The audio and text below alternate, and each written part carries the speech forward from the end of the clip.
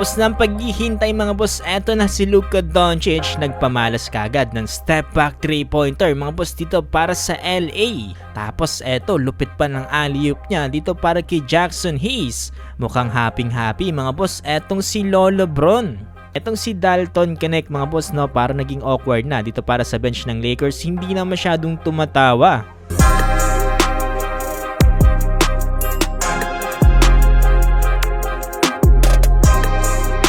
Eto na mga boss, the long wait is over. Jazz versus Lakers. Eto, bago nga magsimula ang laban dito sa pre-game warm-up, talagang naghihiyawan na kagad mga boss ang mga fans na naghihintay dito para kay Doncic.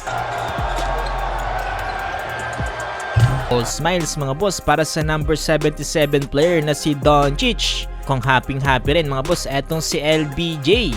Eto na kagad tayo mga boss sa first quarter. Eto, unang assist ni Luka Doncic as a Laker ay nagmula dito sa alley-oop para nga dito kay Jackson Hayes. But this is what Luka loves to do.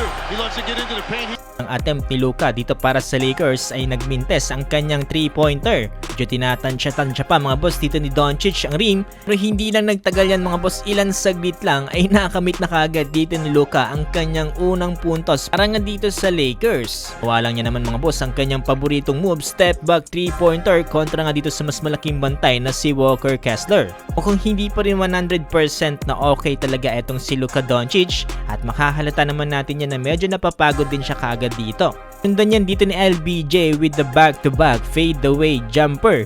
Bago nga matapos ang first quarter at ilabas etong si Luka Doncic ay nakapagtala pa siya ng another 2 points sa mabilis na response dito nga sa ilalim. Tapos ang first quarter lamang ang LA Lakers 37-25, meron na kagad 7 points para kay LBJ at 5 points naman para kay Luka Doncic, 8 points naman para kay Austin Reeves at 4 points para kay Rui Hachimura.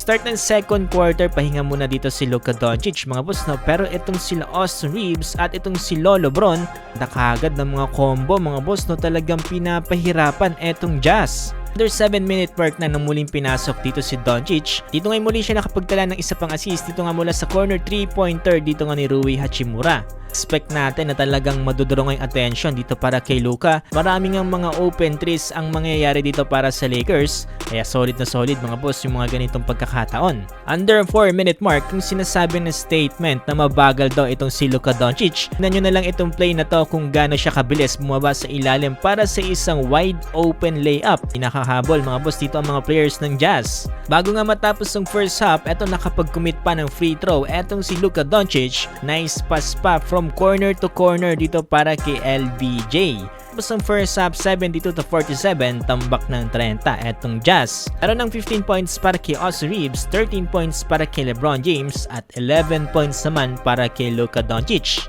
Pit ng Big 3 ngayon mga boss dito ng LA. Eto mga boss, opening ng third quarter, another alley-oop from Luka Doncic dito para kay Jackson Hayes. Mga boss, Jordan Clarkson versus Luka Doncic. Mga boss, sinalaksakan sa ilalim. Pasok nga yan na may kasama pang foul. At hindi lang yan mga boss, etong si Lolo Bron, sinasabayan din etong si Luka Doncic at nakapagtala ulit ng 3-pointer. Under 7-minute mark ay nasiko pa ng matindi etong si Luka Doncic dito nga ni Isaiah Collier. Hanggang namulay mukha dito ni Doncic mga boss, no? Pero buti nilang umokay din siya kagad. Tagal pa ng ilang minuto bago tuluyan ng ilabas etong sila LeBron James at Luka Doncic dito nga sa loob ng court. At itong si Doncic mga boss ay nakapagtala ng 14 points, 5 rebounds at 4 assists. Etong si LBJ naman 19 points, 7 rebounds at 7 assists. Sa kasalukuyan ay mas lalong lumalaki ang lamang dito ng LA. Kaya so far mga boss, napakalupit ng DB game dito nga ni Luka Doncic para sa Lakers. Tatawanan pa mga boss dito sa bench etong sila LeBron James at etong si Doncic.